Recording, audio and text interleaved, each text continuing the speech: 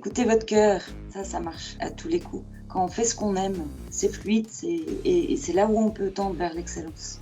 Avec la pratique pointue du comportement, un temps de réaction court et puis le faible taux d'erreur, au final on touche l'excellence. Et ça, on peut le faire que si on aime ce qu'on fait.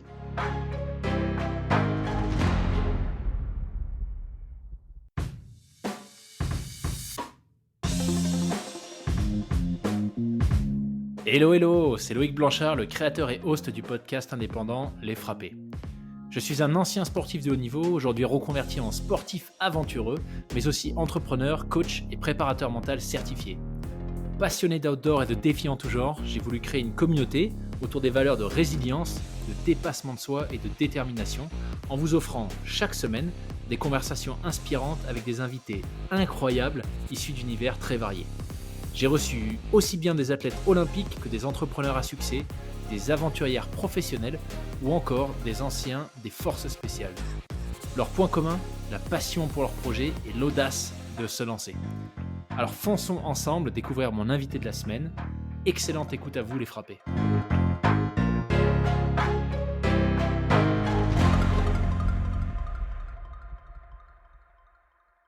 Bienvenue Eugénie sur le podcast. Merci Loïc. Je suis ravi de t'accueillir aujourd'hui. Un grand merci à Christelle d'ailleurs pour la mise en relation.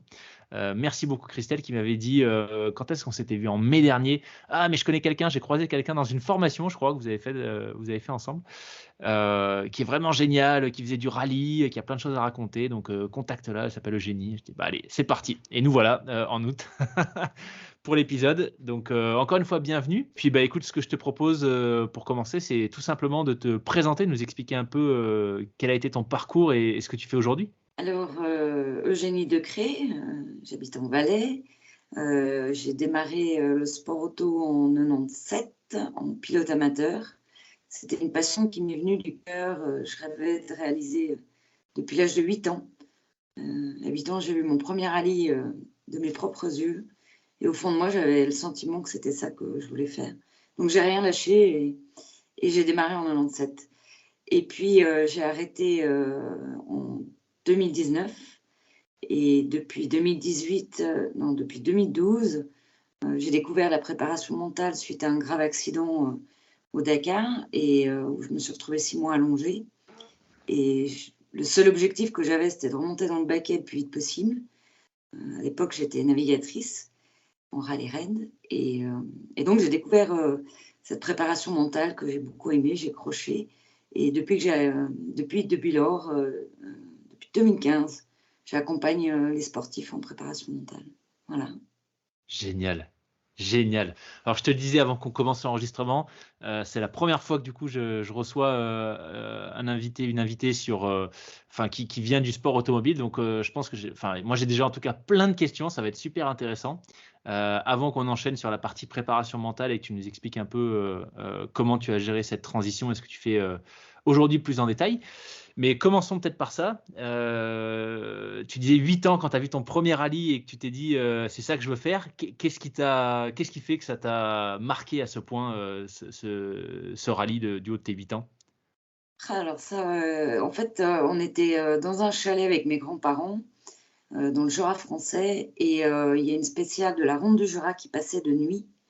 Et j'ai entendu les moteurs, j'ai vu les phares, et, je sais pas, le cœur il s'est mis à battre à 200 à l'heure. Et avant, quand j'étais enfant, j'avais tendance à m'ennuyer beaucoup. Et là, ça a été le déclic de suite. J'avais les frissons. Je ne sais pas comment expliquer, mais ça s'est senti dans le corps. Voilà. Waouh, impressionnant. Et du coup, parce qu'entre le moment où à 8 ans, tu te dis, waouh, c'est juste, enfin, il y a des émotions visiblement assez fortes qui ont été déclenchées.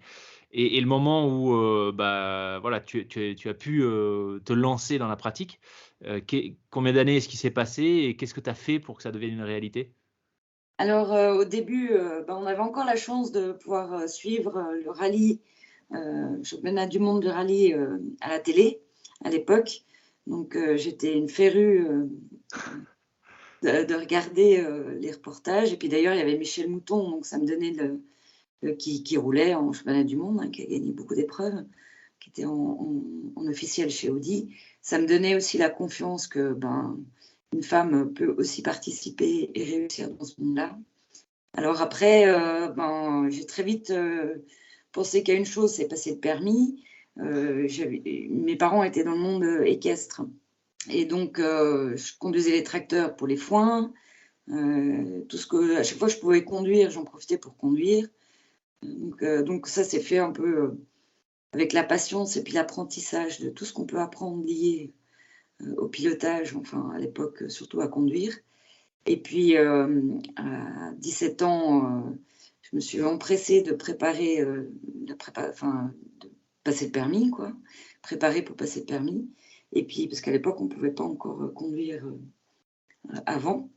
Et puis à 18 ans, je suis allée voir, même avant, je suis allée voir plusieurs équipes de rallye qui étaient proches de la région où j'étais, et pour leur proposer mon aide. Alors bon, j'ai pris des revers assez puissants, parce que je pense qu'ils n'avaient pas envie d'avoir une femme dans leur équipe de mecs.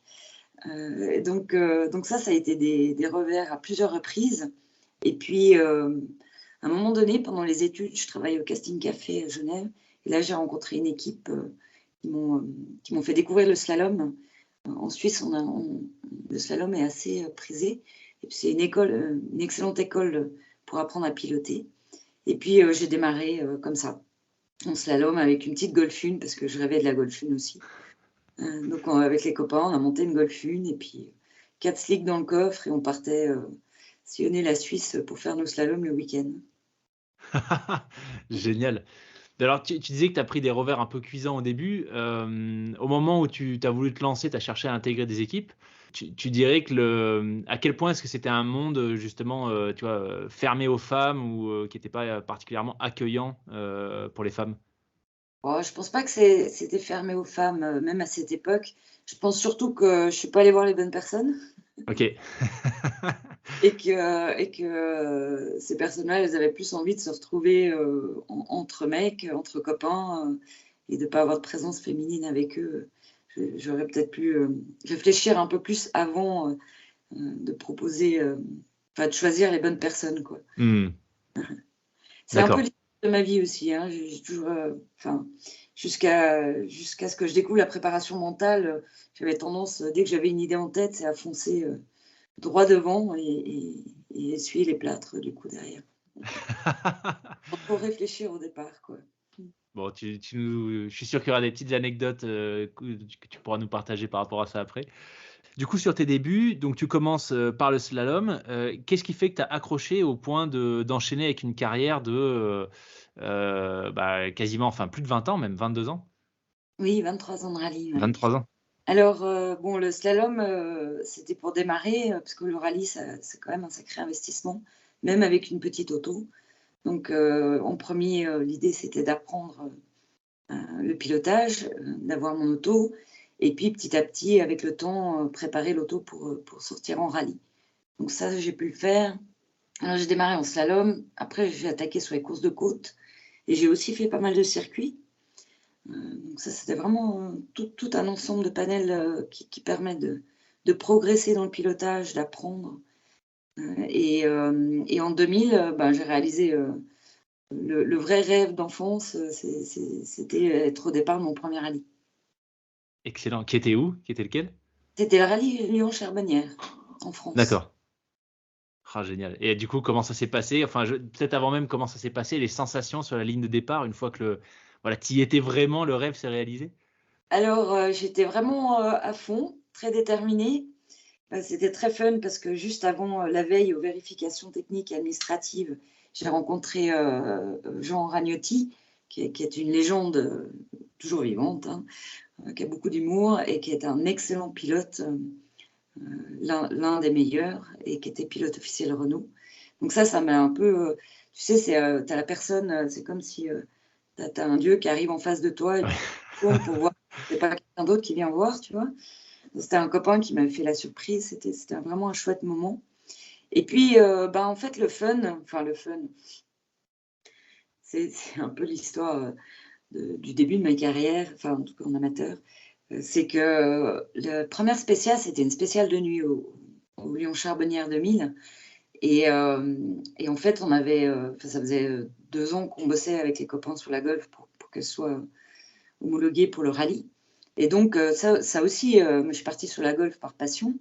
Et en fait, j'ai découvert à mes dépens, j'ai pas trop recherché avant, que je pouvais pas rouler en Suisse.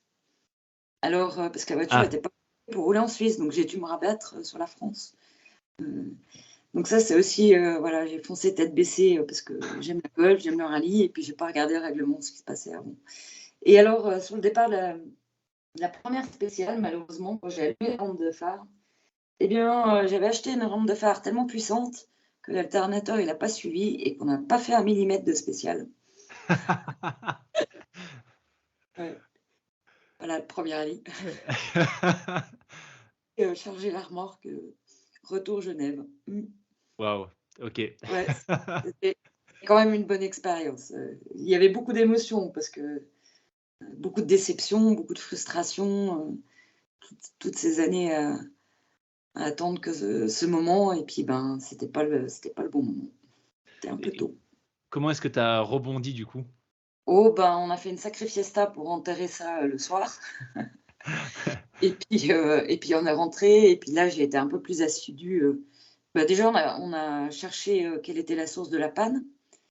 Donc ça, avec, d'autres personnes, en discutant, on a compris que la rampe de phare demandait beaucoup d'énergie, donc il fallait passer un alternateur supérieur. Et puis du coup, on s'est concentré avec les copains, à beaucoup plus optimiser, la mécanique, par rapport au rallye, et moins par rapport, à une mécanique qui va être, plus pointue, pour les courses de côte, par exemple. D'accord, On a besoin d'une mécanique qui va être plus endurante, plus fiable. OK. Alors, c'est super intéressant parce que je te cache pas que j'ai assez peu de connaissances sur l'univers du rallye. Comment est-ce que ça se passe du coup quand tu es, en amateur? C'est quoi les règles d'un point de vue mécanique, homologation, ce que tu évoquais, que tu dois, respecter? Et les contraintes que tu as? Est-ce qu'il y a une question de poids aussi pour les voitures, de puissance de moteur, comment ça se passe? Oui, alors tout à fait, il y a des catégories, et selon la catégorie, il y a des classes. Les classes vont correspondre à la cylindrée, et les catégories vont correspondre, à l'évolution, enfin, à la préparation de l'auto. Donc on peut partir du groupe N, qui est une voiture, proche d'une auto standard, toutefois, fortement modifiée, mais qui est limitée dans la performance. Alors qu'après, on peut passer à une groupe A qui, elle, est, presque un prototype. Enfin, si on part sur le rallye raid, on va parler de prototype. En rallye traditionnel, il faut que l'auto, elle ait eu au moins 500 exemplaires, sortis sur le marché mondial. D'accord, Donc là, il y a un règlement qui est selon l'épreuve. Donc si c'est en Suisse, ça sera le règlement, du championnat suisse. Si c'est en France, ça sera le règlement, du championnat de France. Et alors bon, là, on est sur le championnat. Mais il y a aussi la fédération qui établit un règlement par rapport à l'auto en premier, qu'on doit respecter. d'accord. La préparation va se faire selon la catégorie et la classe de la voiture, en rapport avec le règlement du pays sur lesquels, on roule dans les épreuves. D'accord. Et donc toi, tu avais déjà acquis, ces connaissances, mécaniques, entre tes 8 ans et le moment où tu t'es lancé sur ce premier rallye ou tu as su t'entourer assez rapidement, de gens dont c'était vraiment, l'expertise aussi? Alors ça, c'est assez fun aussi parce que, tête brûlée que j'étais à l'époque, j'étais persuadée que pour faire du rallye, il fallait connaître la mécanique. Donc je suis même pas allée chercher l'info, hein. Je me suis mis ça dans la tête, et du coup, entre 97 et 2000, j'ai passé, beaucoup de mon temps libre en dehors des courses à démonter et remonter, des Golf 1. D'accord. Du coup, les copains, quand ils voulaient, se débarrasser d'une voiture ou la vendre au lieu de la vendre à 500 francs, bah, ils me l'amenaient, ils me l'offraient, et puis moi, je m'entraînais à démonter l'auto. Et donc j'ai appris la mécanique comme ça. Alors j'ai été entourée, de belles personnes, mes amis, qui m'ont vraiment permis de démarrer, et qui eux, étaient très pointilleux en mécanique. Ils avaient par contre plus une expérience de slalom et de course de côte. D'accord, OK. Oui, parce que j'imagine que dans la préparation, tu as ce que tu évoquais, tu as des spécificités selon le type de course, que tu fais? Tout à fait. Pour la comparaison assez extrême, on peut passer d'une voiture qu'est-ce qui est le plus connu, de circuit, à un dragster. On n'est pas du tout sur la même préparation. Ouais, d'accord, OK. Ok. Et je crois qu'une des premières questions qui me vient tout de suite, c'est au moment où tu te lances, donc tu disais que tu passais beaucoup de ton temps libre en dehors des courses sur de la mécanique, voilà, t'étais pas professionnel, donc c'était à toi, j'imagine, de financer tout ça. Oui. Comment est-ce que tu l'as géré au tout début? Est-ce que tu avais un job à côté? Est-ce que tu as quand même réussi à trouver des sponsors? Alors, je travaille comme informaticienne, hein, dans une multinationale et en fait, j'ai toujours eu un job à côté. Je suis jamais passée à 100%. L'année où je souhaitais, parce que j'avais fini un contrat, pour l'État de Genève et l'année où je souhaitais, tenter ma chance à 100% en rallye, ben, c'était, Dakar, 2012 où j'ai eu l'accident. Donc l'univers m'a vite dit: «Non, non, garde ton job à côté». Ouais. D'accord. Ok. Alors, tu viens de l'évoquer, Dakar. Je te posais la question en off, combien tu en avais fait? 9 en tout dans ta carrière sur les 23 années de rallye. Donc, sacrée expérience. Bon, moi, je te cache pas que c'est peut-être, voilà, c'est celui qui me parle le plus forcément, parce que quand tu n'as pas trop les pieds dans l'univers du rallye, le plus médiatisé, je pense, hein, c'est sans doute le Dakar. Donc, je serais curieux de savoir si tu pouvais nous expliquer un petit peu à quel moment est-ce que tu t'es dit que tu voulais. Est-ce que c'était déjà une évidence pour toi en te lançant dans le rallye que c'était la course à faire ou pas? Et si c'était le cas, comment est-ce que tout ça s'est concrétisé? Et à quel moment est-ce que tu as pu prendre le départ de ce premier Dakar? Alors, ça, c'est assez fun. Là, il y a beaucoup d'anecdotes, hein. Je sais pas si, si On a le temps. c'est vrai parce que, alors en fait, déjà en 2003, j'étais passée une Saxo européenne que j'ai, ah non, non, non, en 2003, j'étais sur la Golf et puis, j'étais en tête du groupe, sur un rallye, là, le rallye du Suran, une coupe de ça il faisait partie de la Coupe de France et puis, ben, comme j'en voulais un peu trop, j'ai cassé l'auto. Dommage. Après, j'ai dit, dans ma tête, je me suis dit: «Bon, maintenant, il y en a marre d'être avec» j'étais dans une classe F2000 où il y a beaucoup d'écart de préparation selon les moyens et du coup, je me suis dit: «Bon, bah, je fais une année de pause, je mets des sous de côté et puis, je m'offre une saxo groupienne où, j'ai un peu plus de chances d'être avec une auto qui est un peu plus proche de celle des autres, des concurrents dans la classe» et en fait, là, j'ai eu des opportunités de copiloter et comme, le rallye me manquait beaucoup, moi, je suis partie aussi en circuit, rouler en pilote et puis, du coup, j'ai découvert le copilotage et puis là, ça s'est plus arrêté, c'est parti comme une fusée. Je me suis retrouvée en 2005, je crois, ouais, en championnat de France dans une équipe, professionnelle et puis, en copilote et puis, très vite, ben, les saisons s'enchaînaient en copilote. J'avais presque plus le temps de sortir la saxo pour piloter moi, pour le plaisir et puis, en fait, comment ça s'est passé? Oui, alors j'ai jamais pensé à faire un rallye raid, hein, j'étais tête baissée, dans le rallye, ce qui prenait déjà beaucoup, beaucoup de temps et un jour, on était à l'apéro avec des amis, puis il y en a un, il me dit: «Ah mais ça te dirait pas de faire le Dakar? Il y en a un dans la région qui fait le Dakar». Non, il faisait pas le Dakar. Si, si, il faisait le Dakar déjà et puis, je dis: «Ouais, ça peut être fun». Ça m'a mis l'idée comme ça en tête et puis, ce qui est très marrant, c'est que l'univers, des fois, il nous amène, sur des chemins pas possibles. Le Noël suivant, repas de famille, on était assez nombreux, il y avait les cousins, les époux et épouses des cousins et puis, une, qui vient me voir, puis il me dit: «Ah mais mon patron, il fait du rallye raid, il cherche une copilote, il veut absolument une femme. Est-ce que ça te dirait?» Je dis: «Bah, pourquoi pas, on peut essayer, aucune idée» et alors je me suis retrouvée à faire mon premier CV de rallye et puis mon premier rallye, raid, c'était le rallye de Tunisie en 2005. Alors là, on a roulé pendant pas mal d'années avec ce pilote et puis, le premier Dakar, bah, en fait, on est arrivé, celui-là, je ne l'ai pas compté dans les 9 parce qu'on est arrivé et puis il m'avait pas dit, mais juste quelques jours avant, il s'était fait retirer son permis. Donc on n'a pas pu Ah, prendre le départ et l'année suivante, on descend à Barcelone pour le Dakar 2008.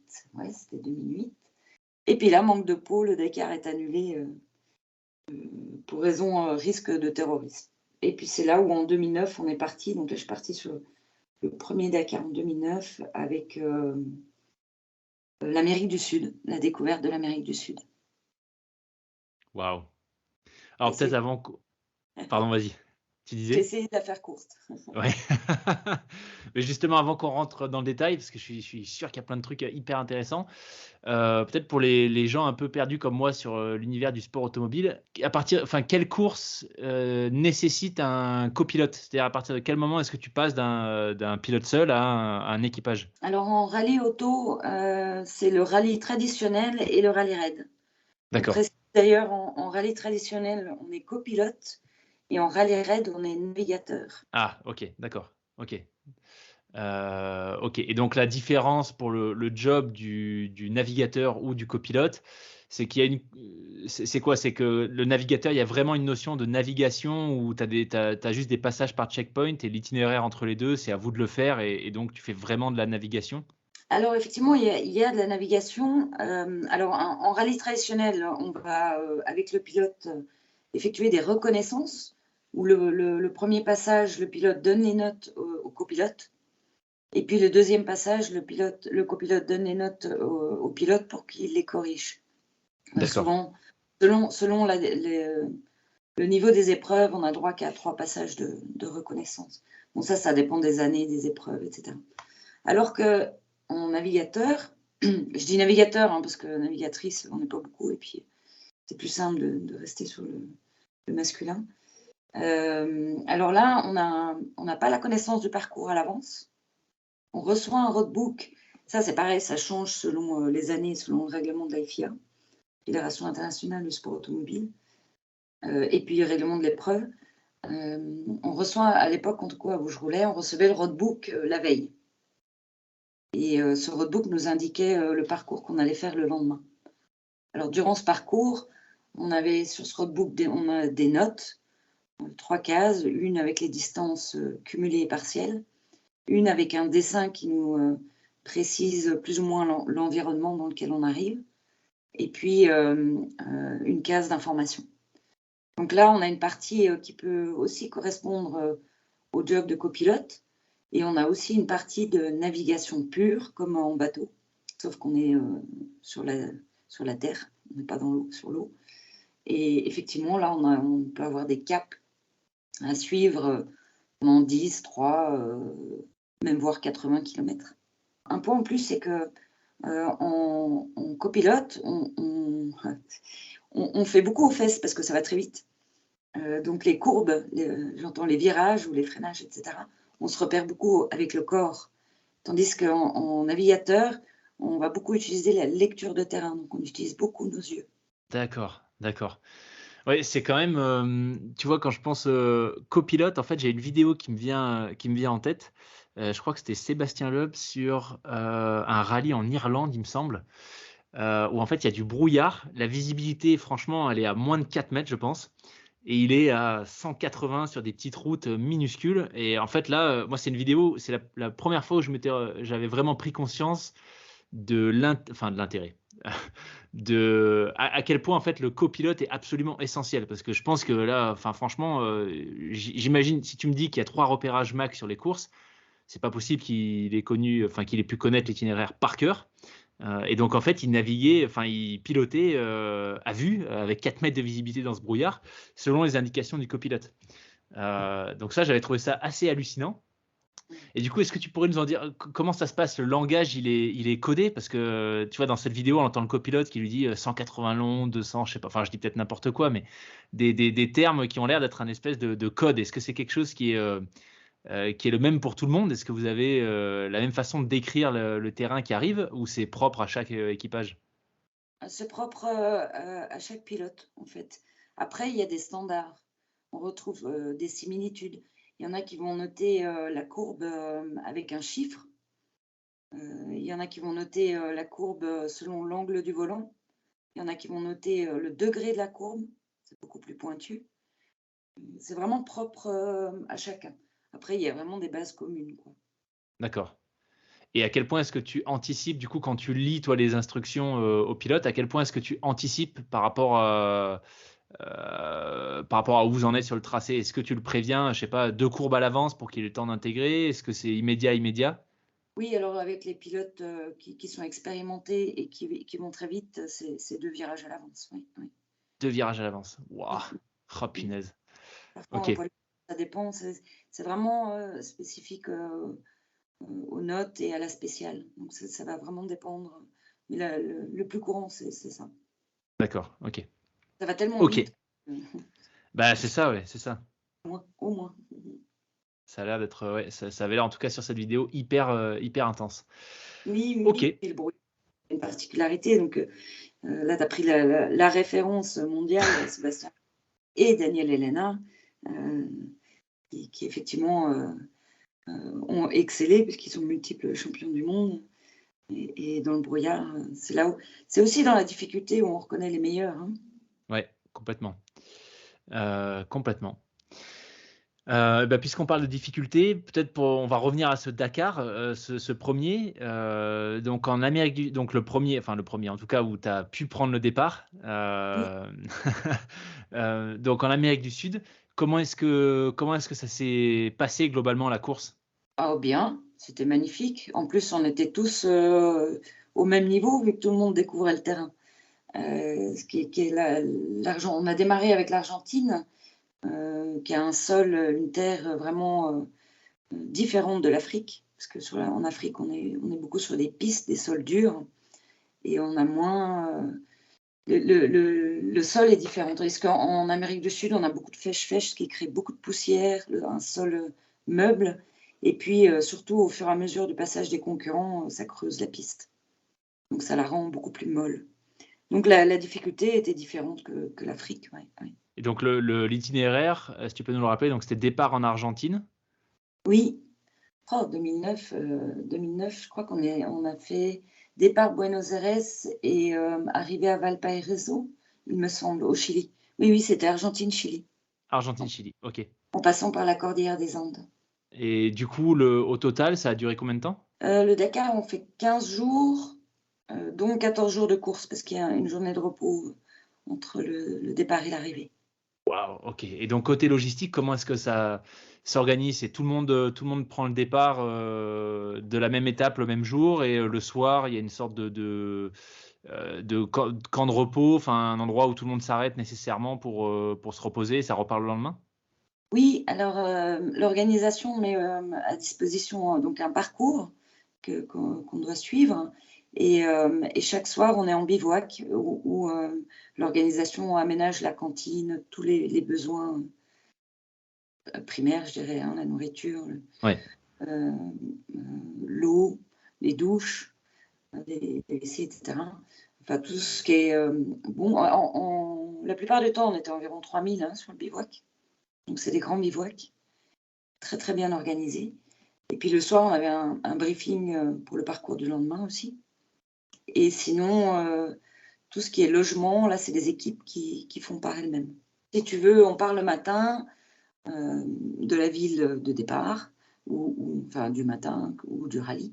Et puis, on a un certain nombre de kilomètres de liaison pour rejoindre le départ de la spéciale. Après, on fait une spéciale. Parfois, elle est découpée en plusieurs spéciales, en plusieurs morceaux. Et puis, à l'arrivée de la spéciale, on reprend une liaison pour aller jusqu'au bivouac.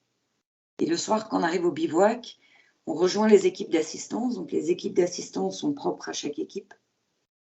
Et là, on retrouve les mécaniciens, les team managers, les autres équipes aussi. Et puis, l'équipe d'assistance refait l'auto toute la nuit pour qu'on reparte le lendemain avec une auto qui marche. donc il y a pas d'assistance, fournie entre guillemets par l'organisation du Dakar. C'est vraiment à chaque, équipe d'avoir ses mécaniciens, ses spécialistes qui travaillent sur la voiture? Oui, alors après, il y a quand même une particularité, c'est que, c'est surtout pour les motards, il y a ce qu'on appelle la malmoto. Ça veut dire que certains motards, quadeurs, et je ne sais pas si peut-être des autos aussi peuvent faire ça. C'est-à-dire que l'organisation met à disposition un camion où, les concurrents qui n'ont pas d'assistance peuvent mettre une malle avec leur matériel mécanique, et les outils pour faire, par eux-mêmes, la mécanique le soir. Ça, c'est, plus courant chez les motards. D'accord. Peut-être Beaucoup parce de que la malmoto. ouais. Peut-être parce que moins de mécanique à gérer, donc c'est encore à peu près faisable par une personne qui est aussi le pilote, c'est ça? Versus une Oui, oui, voiture? en Ouais, général, c'est ça. Ouais. ouais, OK. Ah super intéressant.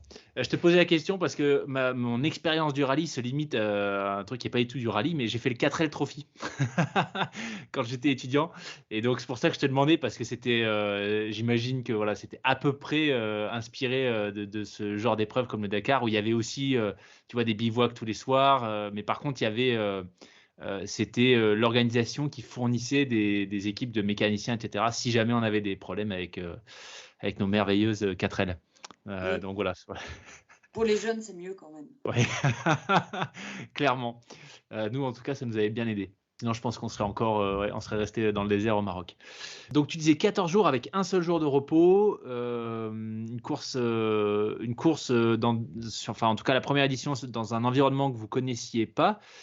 Toi, à titre, personnel, du coup, comment est-ce que tu t'étais, peut-être déjà pour commencer par ça, préparé, pour ce 1er Dakar dont tu allais prendre vraiment le départ? Sachant que c'était en Amérique du Sud, avec un pilote que tu connaissais cette fois-ci ou, quelqu'un de Oui, nouveau? oui, oui.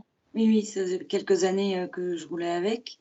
Donc en fait, on roulait beaucoup, hein, donc on roulait beaucoup en Afrique. On a aussi fait le Silkway, donc à l'époque, c'était transoriental. On était parti de Saint-Pétersbourg pour arriver à Pékin. Pour te donner une idée, bon, le Dakar est beaucoup plus connu, effectivement, et le transoriental qui s'appelle maintenant le Silkway, enfin, c'est pas les mêmes organisateurs, mais c'est un parcours similaire, est aussi l'une des épreuves, la plus dure au monde en rallye raid. Du fait de Donc la distance et des conditions? oui, tout à fait. Oui, parce on partait de Saint-Pétersbourg, on traversait le Kazakhstan, on arrivait en Chine, on arrivait à la muraille de Chine d'ailleurs. Donc et puis les Russes, les parcours, ils nous font des choses costauds, hein. Cette réputation, même si c'est organisé par des Français, hein, les Français sont très bons dans l'organisation des rallyes. Je pense qu'ils ont le lead là-dessus d'ailleurs, au niveau mondial. Oui, donc on était entraînés à la difficulté, à la durée, et puis beaucoup d'expérience de rallye. Donc j'ai commencé en 2005, je qu'on faisait entre 4 et 5 rallye raids par année, donc Ah oui. jusqu'à 2009, tu vois, ça fait déjà une très bonne expérience, quoi. Ouais, ouais, ouais. Et sur ces 14 jours, d'épreuve, du coup, comment est-ce que ça se gère côté, sommeil, concentration? Parce que je suppose qu'il y a pas vraiment le droit à l'erreur comme dans toute épreuve de toute façon, mais quand ça dure 14 jours, et que c'est vraiment enfin, le pilote compte sur toi, comment est-ce que du coup, tu t'étais organisé pour faire en sorte d'être, au mieux, la plus performante possible sur toute la durée de l'épreuve? Alors effectivement, c'est très intense, surtout qu'à l'époque, en navigation, il y avait beaucoup de travail, sur le roadbook à réaliser, donc peu d'heures de sommeil,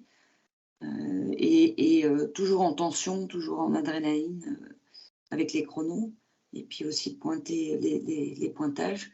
Donc la préparation, elle se fait, physique déjà, beaucoup en salle, coach, sportif pour avoir un physique d'aplomb parce que aussi, quand on prend des chocs en rallye raid, c'est des chocs, même sans crash, hein, c'est quand même des chocs assez violents.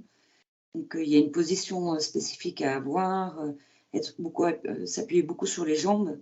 Donc l'entraînement, physique, des cuisses est important. En tout cas, c'est la solution que j'avais trouvée avec, mon entraîneur physique et puis aussi de muscler tout ce qui est micro-muscles pour protéger la colonne vertébrale. Parce qu'on est assis dans un baquet, puis quand on prend des sacrés jetons, on passe dans des trous à haute vitesse. Des fois, ça remonte un peu dans les os, hein, dans les os. Donc, la préparation physique, elle était importante. Le repos avant le départ, 15 jours avant, éviter, oui, beaucoup, beaucoup dormir. C'est assez fun parce que le cerveau, moi, j'avais découvert ça sur les premiers rallye raids. On avait des longues liaisons et puis au début, quand on n'est pas entraîné pour ça, en tout cas moi je fatiguais et je demandais au pilote si je pouvais dormir sous la liaison. Alors il disait ouais, pas de souci. Et puis je regardais le trip master, donc là où on a la distance qu'on réalise, quoi, qui s'affiche. et le roadbook. Et puis, dans ma tête, je faisais le delta. Donc, par exemple, prochain carrefour, je me disais dans ma tête, il est à 100 km. Et là, je m'endormais dans le baquet. Et à chaque fois, 4-5 km avant le carrefour, je me réveillais naturellement. C'est fou, quoi. Ouais, C'est incroyable. ouais, c'est fabuleux. Et donc, j'ai continué à utiliser des astuces comme ça. Alors, avant une épreuve comme le Dakar ou le Silkway, des grosses épreuves comme ça, je programmais mon cerveau à se reposer. Et du coup, j'arrivais en pleine forme. Alors ça, c'est super intéressant. Tu vois, j'en parlais, c'était quand? C'était il y a 2 jours avec, d'autres invités sur 2 épisodes qu'on a fait, qui sont des ultra trailers et on parlait justement de la gestion, du sommeil. Alors c'était des questions, assez intéressées, de ma part parce que, là, au moment où on enregistre, je sais plus si je crois pas que je te l'avais dit avant l'épisode, mais je prends le départ d'une course qui fait, donc un ultra trail qui fait 300 kilomètres sur 6 jours, où il va y avoir un vrai sujet de gestion du sommeil. On est en équipe en plus, donc il faut faire en sorte que tout le monde se repose, en même temps, et a priori 1 heure et demie, maximum 2 heures par jour, sur 6 jours. Donc c'est-à-dire qu'il va y avoir un gros déficit de sommeil. Du coup, je suis hyper friand depuis quelques mois là de toutes les techniques, tu vois, des astuces sur, comment se préparer à ça. Bon là, à 15 jours de la course, c'est peut-être un peu tard, mais en tout cas, je suis curieux de savoir, tu vois, quels exercices est-ce que tu faisais? À quoi est-ce que concrètement ça ressemblait, cette préparation, comme tu dis, de ton cerveau à être capable de se reposer et de dormir, à la demande, en fait? Alors, tu vas peut-être rigoler, mais je me suis mise à la méditation. OK, Une méditation spécifique de pleine conscience pour préparer le corps et le mental. Donc l'entraînement de méditation comme ça en conscience, avant, alors c'est une méditation que je faisais spécifique, c'est-à-dire que je repartais dans un rallye ou une spéciale pour mettre vraiment mon corps en condition et je visualisais cette épreuve-là, ce qui préparait, en fait inconsciemment, les muscles se mettent en condition comme si on y était et ça l'entraîne. Donc 15 jours avant, je pouvais déjà faire ça. De relaxation, donc un état de modifié de conscience, au repos, dans un endroit calme et tu repars sur, une course que tu as vécue par le passé, et tu revis cette course et ton corps en fait, il fait pas forcément enfin l'esprit, il fait pas forcément la différence entre le réel, pas le corps évidemment parce que le corps il y a le physique, mais l'esprit le cerveau ne fait pas forcément la différence entre le réel et l'imaginaire. Donc il y a un entraînement déjà possible, au niveau du mental comme ça et inconsciemment ça part dans les muscles aussi. Donc les muscles, c'est ce que j'ai fait d'ailleurs pour rebondir, pour retourner le plus vite possible dans le baquet. Quand j'étais allongée pendant 6 mois, je revisualisais tout le temps, tous les jours, des spéciales. Ça a permis à mes muscles d'éviter de se de garder la mémoire, des gestes, voilà, garder la mémoire des gestes. Donc on peut OK. aussi l'utiliser en anticipation avant une course. OK, super intéressant, donc de la visualisation, méditation. OK et oui, ça me fait penser, tu vois, à un épisode, peut-être que tu seras intéressé pour l'écouter avec, Olivier Courret qui est coach préparateur mental, qui est français mais qui est basé à Hong Kong et qui, accompagne des sportifs, de haut niveau ou, enfin, entre guillemets «de l'extrême». Je crois il a accompagné une personne qui a fait, 1 marathon par jour pendant 7 jours sur, tous les continents. Un recordman, tu vois, d'apnée, enfin, voilà, des gens qui vont vraiment chercher de la performance et c'est exactement ce qu'il disait, que le cerveau ne fait pas la différence, en fait, entre, ce qu'on imagine, et ce qu'on vit et que donc voilà, le travail de visualisation peut avoir un énorme impact sur la performance ou Ah sur la récupération, comme tu l'as dit, ouais. absolument et c'est les effets sont vraiment impressionnants et en plus ça donne ça crée un entraînement. Donc comme on s'entraîne, en physique, sur la musculature pour préparer le corps, s'entraîner, comme ça mentalement et ça a le même effet, en efficacité le jour de la course. Ouais, ouais, c'est passionnant, Ouais. c'est fou, hein, C'est les ça. rouages du cerveau. Oui, oui, oui et puis ça reste encore, assez tabou, en Europe, mais aux États-Unis, c'est très, très développé, Ouais. et ça a été, validé par les scientifiques, donc c'est quelque chose qui fonctionne et dans l'excellence. Ouais, ouais, ouais. On en avait parlé justement avec plusieurs invités, J'en ai 2 en tête, Manon Petit-Le-Noir et Cindy, qui ont toutes les 2 eu des gros pépins, suite à des blessures. Alors il y en a une qui s'est pris 1 tonne de neige sur la tête, et l'autre qui, s'est crashée en snowboard, et qui a passé, je crois, de mémoire 4 ou 5 mois avec un corset, intégral. Et les 2 en fait expliquaient que ce qui a fait qu'elles sont revenues très vite dans leurs pratiques respectives, bien plus vite que ce que les médecins avaient prévu, c'était en fait, tu vois, alors elles l'ont pas qualifié de préparation mentale, mais ce travail de visualisation, de se remémorer, tu vois, certaines courses qu'elles avaient vécues, de faire travailler leurs muscles, d'imaginer qu'elles étaient en séance de sport et qu'au final ça avait des impacts, au final réels, avérés sur leur masse musculaire, la masse musculaire qu'elles arrivaient à reprendre. Donc assez fou de voir comment ce travail de visualisation peut accélérer en fait un processus de convalescence. Ah oui, oui, c'est époustouflant, hein. Le physio qui m'accompagnait quand j'ai commencé la rééducation, donc, alors j'avais effectivement, comme je ne sais pas si c'était Manon ou Cindy, là, un corset intégral aussi, donc plus de muscles, plus de graisse. J'ai jamais descendu aussi bas en poids, je me faisais peur, je n'osais pas me regarder dans la glace. Donc, pour dire que la rééducation, au début, tu soulèves à peine un stylo, c'est compliqué. Alors, là, le physio, qui était aussi ostéo, qui m'a accompagnée tout le long de la rééducation, il était époustouflé de la vitesse de retour à prendre une barre ou soulever un poids. C'était très rapide. Et puis, il y a autre chose, c'est que quand on commence la rééduc, on part de zéro, on revient à zéro vu qu'on n'a plus du tout de muscles. Eh bien, on a la motivation. On n'a pas ces baisses de... En tout cas, moi, c'est ce que j'ai vécu.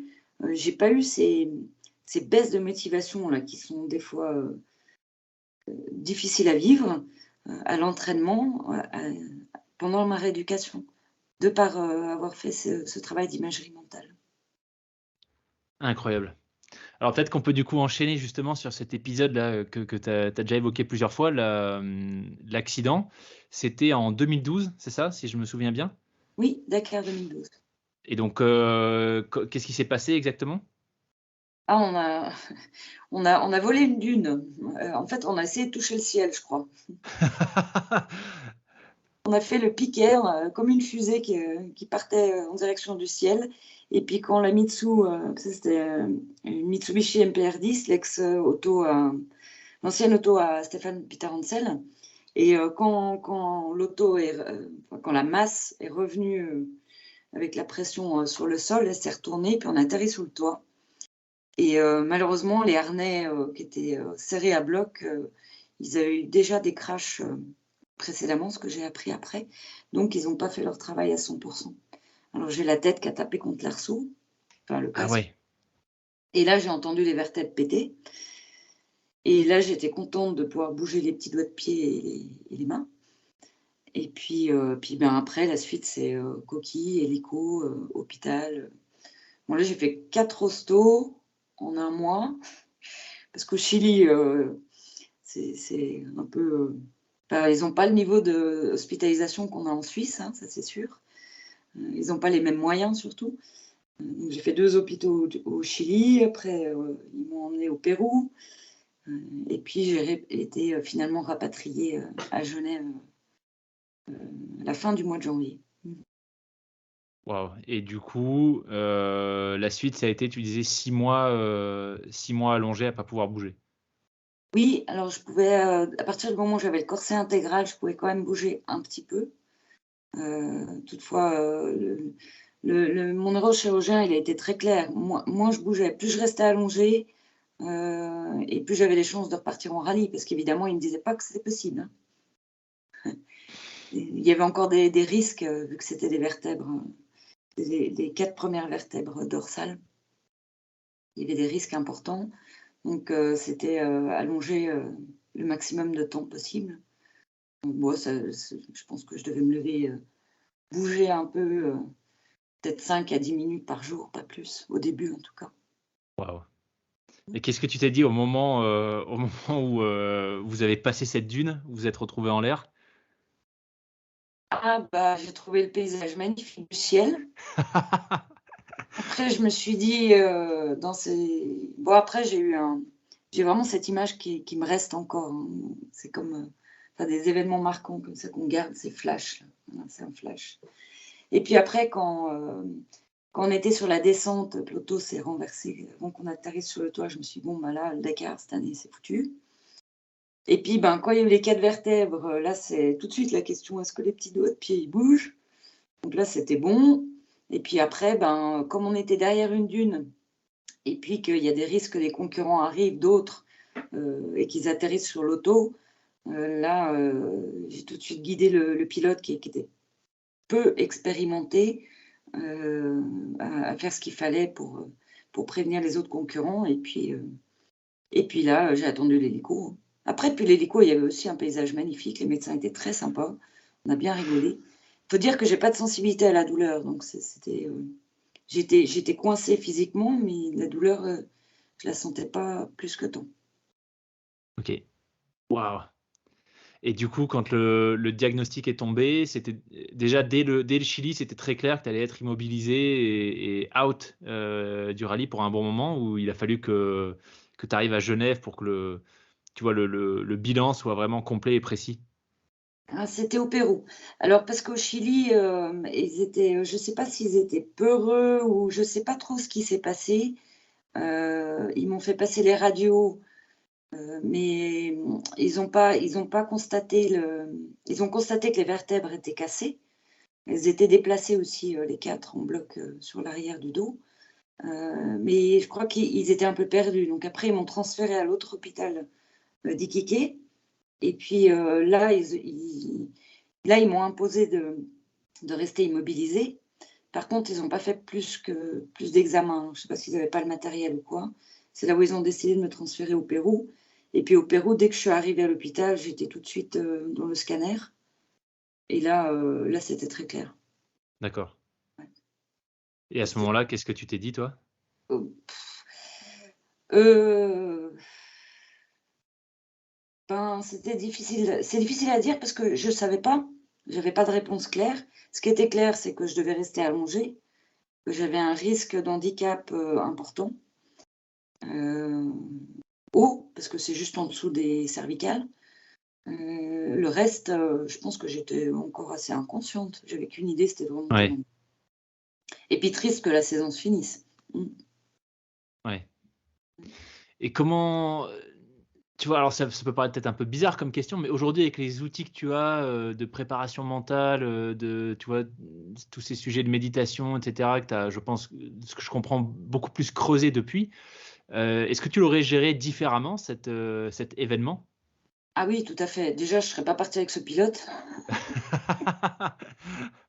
Mais je veux Je serais dire pas sur partie. sur l'accident, tu vois, après sur la partie, vraiment convalescence, est-ce qu'il y a des choses que tu mettrais en place aujourd'hui que tu as pas mis en place à l'époque? Ou, est-ce que tu verrais cet accident, d'un œil un peu, peut-être différent aujourd'hui?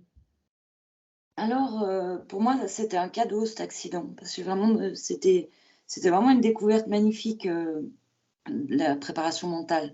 Si tu veux, j'avais acheté, hein, parce que comme je devais rester allongée puis que les bras étaient un tant soit peu immobilisés, j'avais acheté un support, pour portable et puis un projecteur. Donc je pouvais quand même, aller sur internet, sur l'ordi et puis, regarder, au plafond, ce qui se passait sur l'écran. Et là, mon obsession, c'était vraiment, enfin, c'est devenu une passion, la découverte de la préparation mentale qui est devenue une passion après. Et là, ça s'est enclenché. J'avais un nouvel os à ronger, si tu veux, donc ça me faisait passer, le temps qu'il fallait, avant de remonter, dans l'auto. Heu, Après, j'ai continué, à apprendre, à être formée, à pratiquer la préparation mentale pour moi et aussi à accompagner, d'autres pilotes et d'autres sportifs. Heu, donc ça s'est jamais arrêté depuis. Ça, c'était vraiment le grand cadeau, caché, je dirais, de l'accident. Puis bon, l'autre cadeau, c'est que je m'en sors, super bien, hein. Aujourd'hui, je vais skier, tout le temps, enfin, j'ai beaucoup d'activités sportives. Heu, voilà, la décision d'arrêter le rallye n'est pas liée, à l'accident, donc Ouais. Après, si j'avais eu la préparation mentale plus tôt, je pense que ma carrière aurait eu une autre vision, mais avec des si, on refait le monde et puis c'est pas l'idée. Arriver au bon moment, au bon endroit. Après, je repense là, par rapport à ta course, au trail, pendant la course, il y a aussi la respiration. Tu peux préparer avant, en entraînement et l'appliquer, pendant. La respiration et ça t'amène à la relaxation. Il y a pas mal de clés là-dessus. Alors ça, c'est quelque chose que tu faisais toi déjà de manière empirique ou une fois que tu as eu découvert la préparation mentale sur tes courses? Après l'avoir découvert, oui, oui, oui. Et ça ressemblait à quoi du coup pendant l'épreuve elle-même? Enfin, je veux dire, c'était pendant l'épreuve ou le soir au bivouac en attendant la spéciale du lendemain? Ça ressemblait à quoi concrètement? Alors, ça se prépare, tu peux faire bon, il y a plusieurs types, hein, mais il y a la respiration abdominale qui est assez intéressante ou la cohérence cardiaque aussi. Mmh. Très puissant la cohérence cardiaque et alors l'entraînement, à cette respiration, il se prépare avant, histoire d'habituer le corps et puis que ça devienne un automatisme, une compétence, inconsciente et pendant l'épreuve, tu peux l'utiliser à ce moment-là. Mais une fois que tu as acquis, le réflexe. Mmh. Ouais, Et c'est que comme un muscle, hein, ça se travaille. tout à fait, c'est Ouais. exactement ça. C'est un muscle, ouais. D'ailleurs, on a des neurones dans le ventre et on a des neurones dans le cœur, hein. Ouais, je sais plus, mais je crois que c'était parce que j'ai fait une formation, en préparation mentale justement avec l'enseignant c'est un docteur qui est en France, mais l'organisme était en Suisse parce qu'à ce moment-là, je vivais encore en Suisse et il me semble que c'est pendant cette formation qu'on avait vu ça, qu'on a dans alors attends, qu'est-ce que c'était? Je veux pas dire de bêtises, hein. Si je dis des bêtises, je suis désolé pour celles et ceux qui écoutent, qui en savent plus que moi, mais ou qui ont pas oublié le contenu de leur formation. Mais il me semble que on a autant de neurones dans l'estomac que dans le cerveau d'un chien, en fait. Donc c'est assez, enfin c'est pas anecdotique, tu vois? C'est vraiment, quand on parle de gut feeling, faire confiance à ses tripes et cetera, en fait, ces expressions viendraient de là. Du fait que voilà, il y a vraiment un organe qui aide à la décision dans le ventre et pareil dans le cœur, en fait. Je crois que c'est dans le cœur qu'on a autant de neurones que dans le cerveau d'un chien. Ça te parle ces données? Enfin, Oui, oui, je connais pas la quantité exacte, en tout cas, effectivement, ces neurones qui sont, alors, ceux qui sont dans le ventre et ben, ils sont liés à la gestion émotionnelle. Donc si on a un coup de stress, ben, on peut en préparation entraîner, avec la respiration, à gérer ce stress qui derrière, pendant la course, en 1 ou 2 respirations, on arrive à le faire passer, peut-être un peu plus, hein et dans le cœur, alors là, on va être lié à tout l'enthousiasme, plutôt la joie, la motivation, ce qui nous booste quand on est sur une endurance, là, comme tu vas faire, où, au bout d'un moment, on fatigue, puis on a la petite voix qui dit, «Non mais ça va, tu as vu ce que tu fais?» Enfin, de gérer cette petite voix avec une respiration dans le cœur, de la cohérence cardiaque sur le moment, ça permet de revenir, très vite avec la tête et le corps, sur ce qu'on fait au moment présent. Donc rester à fond concentré. yes. Moi, je sais que la respiration, c'est un exercice, enfin abdominal, c'est un exercice que je fais, assez régulièrement. Si j'ai bonne mémoire, en fait, c'est ce qui permet d'activer le système, parasympathique, hein. Tu me dis si je dis des bêtises, mais qui est le système de la détente, de l'état, de repos. Versus une respiration plutôt dans le haut, un peu saccadée où on vient bloquer le ventre qui là active au contraire enfin tous les systèmes, qu'on appelle sympathiques qui, contrairement à ce que leur nom indique, sont plutôt des systèmes de défense et de préparation à des choses pas sympas qui arrivent. Donc c'est là où le rythme cardiaque s'accélère et finalement le stress prend le dessus. Donc C'est ça, ouais, faut pas se louper parce que c'est sinon ça. ça le fait pas du tout. C'est ça. Selon comment on respire, que ce soit bas du ventre ou haut du corps, c'est pas tout à fait la même chose. Oui, il y a aussi la façon dont on respire. Donc l'endroit est important, que ce soit le ventre, le cœur, ou autre, parce qu'on peut aller loin, hein, avec les exercices de respiration. Il y a aussi la façon dont on va respirer. Si c'est une respiration profonde, enfin, quand je dis respiration, il y a inspiration et expiration. Et si elle est profonde, si elle est plus lente, à l'inspiration ou plus lente à l'expiration, ça aura pas les mêmes effets. Et ça, aujourd'hui, c'est des sujets sur lesquels tu accompagnes des sportifs? Aussi, ça en fait partie après, en préparation mentale. Alors, il faut bien mettre un nom sur ce qu'on fait. Je veux dire, que ce soit préparation mentale ou aux États-Unis, il y en a, ils font accompagnement vers l'excellence de soi ou ce genre de choses. C'est qu'un nom. Dedans, il y a effectivement, la partie relaxation, et qui en fait partie. En plus de Et la concentration, de la gestion des émotions, de l'amélioration des compétences. Et puis l'objectif à pas oublier, ce que j'avais beaucoup tendance à oublier avant que je découvre la préparation mentale. c'est ce que j'allais te dire. À quel moment est-ce que tu t'es dit que tu allais faire cette transition entre, ta carrière de, principalement de copilote, hein, si je comprends bien? Au bout d'un moment, c'est là-dessus que tu t'es spécialisé et l'accompagnement, entre autres de sportifs? Alors j'ai commencé, en parallèle en 2005 à accompagner. 2005, 2015, je te dis une bêtise, 2015 à accompagner, parce que c'était après l'accident. 2015, là pour moi c'était une évidence que je partirais sur cette voie, que j'aime beaucoup, qui est passionnante, pour laquelle je me suis passionnée. Et puis, là, j'ai commencé à accompagner, des pilotes et des tennisman et puis des cavaliers aussi, des cavalières. Donc là, je savais que ça pouvait, à un moment donné, heu, basculer sur le jour où j'arrête le rallye, où j'arrête la compétition, bah, je me concentre plus sur la préparation mentale. Comme ça, je suis toujours liée au sport et aux défis, parce que ce que j'adore, c'est les défis, et accompagner, comme je l'ai fait là pour, Camélia Liparotti, qui est une pilote femme, au Dakar, une pilote officielle. Accompagner une sportive ou un sportif, qui est au taquet, avec ses défis, ça fait vibrer quoi, c'est génial, c'est fabuleux. Donc c'est devenu ma nouvelle passion, à ce moment-là. Et puis 2019, oui 2019, j'ai vraiment décidé de switcher. Il y a eu un élément déclencheur qui t'a fait dire en 2019, «C'est bon, j'arrête» ou c'est quelque chose que tu avais déjà préparé, avant et tu savais que c'était l'année, où tu raccrochais les gants? Alors je savais pas du tout, non, non, j'ai eu, la petite voix qui a commencé à venir, sur un rallye, au Maroc, en 2018. Cette petite voix qui dit, «Ben, maintenant il est temps de passer à autre chose». Et puis après j'ai ça m'a pris quand même, 1 année de réflexion avant de prendre la décision. Par contre, j'avais toujours des propositions de rallye que je déclinais, parce que j'étais dans une période floue. Je ne savais pas si c'était le bon choix d'arrêter ou pas, ou de continuer. Quand on fait une transition comme ça de carrière, c'est assez perturbant. On a quand même cette phase de deuil qui nous tient et qui nous met dans le doute. Donc il y a cette phase importante de on ne sait pas trop. Et puis le changement de vie aussi, parce que quand on est au taquet, alors entre les entraînements, la préparation des rallyes, les rallyes, on vit à 200 km/h, c'est le cas de le dire. Et, et puis que d'un coup, poup, bon, qu'est-ce que je vais faire aujourd'hui?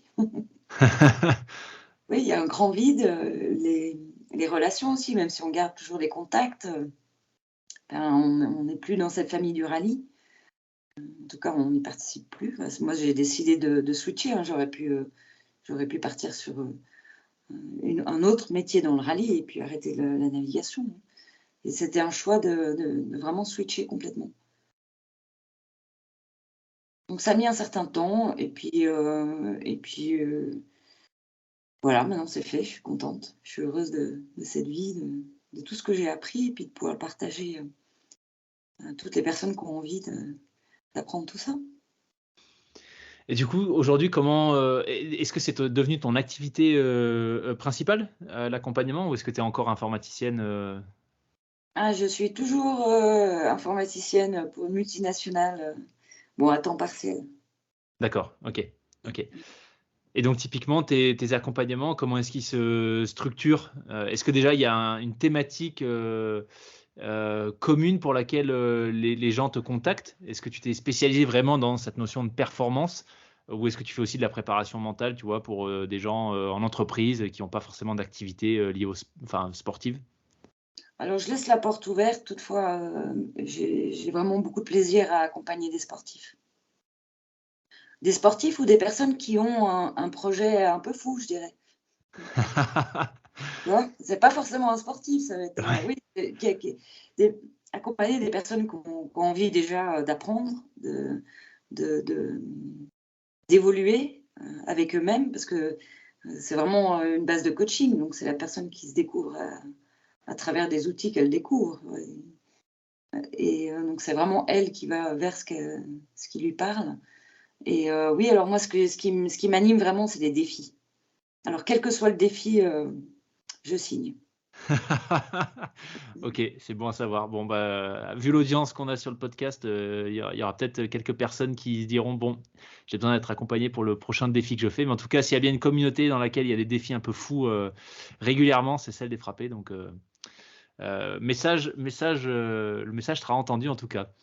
Je crois que j'ai la question qui me vient en tête par rapport à ce que tu expliquais sur l'accompagnement et ce qui t'anime. C'est la suivante. Quand j'ai fait ma formation de coaching, j'étais à Genève. D'ailleurs, peut-être que tu connais l'école, ça s'appelle LT, l'école de formation, avec Laurence. Et donc, c'était une formation coaching ICF. Et une des phrases d'intro qui m'avait vraiment marqué, c'était le fait que la posture du coach, en tout cas d'après l'ICF, hein, c'est d'être aussi bien, c'est d'être dans une posture d'apprenant en réalité, de co-construction avec la personne qu'on coach. Et c'est vrai que moi j'ai pu le vérifier après avec certaines personnes que j'ai accompagnées où finalement j'ai eu presque l'impression d'apprendre autant qu'elles pendant cet accompagnement. Et je me demandais du coup si toi, tu as des personnes que tu as accompagnées qui t'ont marqué, tu vois, du fait de leur projet sportif ou des défis complètement fous qu'elles s'étaient lancées et qui t'ont permis d'en apprendre un peu plus sur toi et quelque part de grandir en tant que personne. Alors, à chaque accompagnement, je grandis, ça c'est sûr. Comme tu dis, c'est vraiment un moment créatif. Et alors, dans le sport, bon, il y a Camélia Liparotti qui m'a beaucoup, j'ai eu beaucoup de plaisir à l'accompagner, ce qui est toujours le cas d'ailleurs. Et puis des chefs d'entreprise qui m'ont beaucoup surpris, qui étaient venus, j'en ai un qui était venu pour s'améliorer au tennis, c'était sa passion, son plaisir de jouer au tennis en compète. Et en fait, au bout d'une année de prépa mentale pour le tennis, donc on n'a pas fait beaucoup de séances, hein, je crois qu'il y avait 8 séances sur l'année, parce qu'il avait tendance à laisser gagner les autres, donc il voulait dépasser ce cap-là. Et puis d'autres choses qu'il a découvert. Et lui, alors au bout d'une année, le chiffre d'affaires de son entreprise a triplé. Voilà, ça c'était la grande surprise. En fait, tout ce qu'on fait en séance de prépa mentale, il y a une résonance qui se crée dans la vie de tous les jours et ça peut avoir des effets hyper positifs à 360 degrés. Donc ça, c'est vraiment celui qui m'a le plus marqué, étonnamment. Intéressant. Super intéressant. Mais aujourd'hui, voilà, après ces 23 ans de course automobile et l'activité que tu mènes aujourd'hui d'accompagnement, est-ce que tu vois des similitudes du coup entre le coaching, la préparation mentale, ce que ça t'apporte et ce que tu as pu apprendre sur toi-même dans le rallye avant de découvrir tous ces outils? Ah oui, énormément. Et aussi, j'ai démarré dans l'équitation. J'étais en concours épique à l'âge de 7 ans. Je viens d'une famille qui ont beaucoup de chevaux. Alors, je dirais tout ce que j'ai appris depuis le début à travers l'équitation, les concours épiques et puis le rallye raid, parce qu'on est encore sur une autre discipline, même en sport auto, hein, passant du slalom au circuit, en course de côte, et la couche de préparation mentale par-dessus, c'est énorme. Je dirais que c'est, en résumé, l'école de la vie. Beau résumé. L'école de la vie. Et Ouais. puis, une autre chose que j'aime, ma phrase favorite que je mets aussi dans les podcasts que je fais, là, c'est là où tu regardes, tu vas. Ça, c'est important. Parce que si on regarde, quand on est en concours hippique à cheval et puis qu'on ne regarde pas l'obstacle suivant, ben, on ne va pas y aller, hein. Le cheval, il a bien compris qu'il allait aller là où on a le regard. Et ben, en sport auto, quand on pilote, c'est pareil. Si on regarde une pierre, on va foncer dessus au lieu de regarder le virage suivant. Dans la vie, Ouais. c'est aussi ça. Super analogie. Excellent. Excellent. Oh là là, punaise, ça a fait beaucoup de sujets. Vraiment, merci beaucoup, Eugénie. Moi, je crois que je repars avec déjà plein de connaissances sur l'univers du sport auto. Donc, franchement, merci parce que je te dis, en dehors du rallye, j'avais pas trop d'infos. Enfin, j'avais jamais trop creusé sur le sujet. Donc là, c'était vraiment top de pouvoir échanger avec quelqu'un qui en a fait son activité principale pendant plus de 20 ans. Donc, c'était super. Et puis, très, très intéressant de voir tous les liens, tous les ponts que tu as fait entre ton activité de, de sportif de haut niveau, hein, en tout cas de sportive en recherche de performance, très clairement. Et puis, l'univers de la préparation mentale et du développement perso. Donc, juste génial. S'il y a des gens qui veulent du coup te suivre, en savoir un peu plus, tu viens de mentionner le fait que tu as lancé un podcast. Comment est-ce qu'on fait pour où est-ce qu'on peut te retrouver? Alors, il y a le podcast Maximise son potentiel qui est diffusé sur toutes les plateformes de podcast. Et puis, la page Facebook aussi, Maximise ton potentiel. Excellent. Ok, je mettrai tout ça, en commentaire dans les liens. Alors, les podcasts, c'est les aventures de Joy. Avec dans le rallye, pour la saison 1, dans le rallye et le rallye raid. Et ça inclut plein de clés de préparation mentale. Génial. Il y a déjà beaucoup, pour ceux qui souhaitent découvrir ce domaine, il y a déjà beaucoup, juste à écouter les podcasts, ils peuvent déjà avoir pas mal d'infos. Super. Trop bien. Écoute, moi, je vais aller en écouter, c'est sûr. Et je mettrai le lien, encore une fois, en description de l'épisode. Donc, n'hésitez pas à foncer. Écoute, moi, tu m'as vraiment donné envie, tu vois, de creuser un peu le sujet de tout ce qui est sport automobile et ça m'a quand même l'air d'être un environnement. J'avais pas forcément touché du doigt le niveau d'intensité, de préparation. On a un peu survolé la partie mécanique, mais je pense qu'il y a aussi des choses, vraiment où il faut aller dans le détail et absolument tout planifier. Est-ce que tu penses quel autre invité est-ce que tu recommanderais qui pourrait nous en dire encore plus et compléter ta vision sur le sport auto? Alors peut-être un pilote, Stéphane Peter Hansel. Bon, alors ça serait en rallye raid. Jean Ragnotti, parce que il est plein d'humour. Je suis sûre que ce sera un magnifique podcast. Qui d'autre? Un pilote de circuit aussi. On a Buemi, je sais que lui, Sébastien Buemi, il est accompagné en préparation mentale. Ok. Ça peut être intéressant. Ouais. Super. Il est vraiment en pleine montée de puissance dans ses résultats. Là. Ces trois-là, je te conseillerais ces trois-là. Excellent. Écoute, je vais aller regarder tout ça. Merci beaucoup.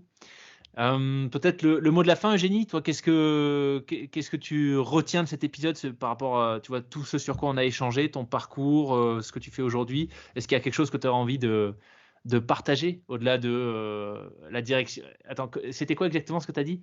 Là où tu regardes, c'est là où tu vas, c'est ça? Oui, là où tu regardes, c'est là où tu vas. Écoutez votre cœur, parce que c'est le cœur c'est l'appel du cœur. Ça marche à tous les coups. Quand on fait ce qu'on aime, quand on fait ce qu'on aime, c'est fluide, et c'est là où on peut tendre vers l'excellence. Avec la pratique pointue du comportement, un temps de réaction court, et puis le faible taux d'erreur, au final, on touche l'excellence. Et ça, on peut le faire que si on aime ce qu'on fait. Donc, écoutez votre cœur. Génial. Un grand merci, Eugénie. Tout le meilleur à toi pour la suite. Et puis je te dis peut-être à bientôt pour un débrief, je sais pas, d'un Dakar ou de cette fameuse course Silk Road Race, c'est ça? Silk, ouais. La route Silk, de ouais. Ouais. Super. Merci beaucoup, Loïc. Merci pour ce super moment. Là, c'est aussi un chouette voyage. Avec grand plaisir. Merci, Eugénie.